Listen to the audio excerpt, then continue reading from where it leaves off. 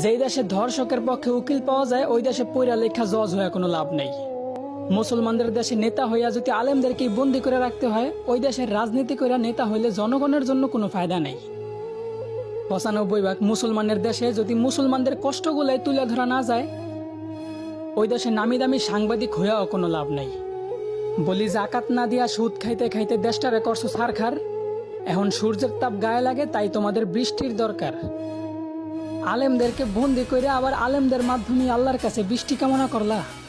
বিষয়টা এমন হলো না যে কোনো এক ফল গাছের গোড়া কাইটা ফালাইয়া সেই গাছ থেকেই আবার ফলের আশা করলা।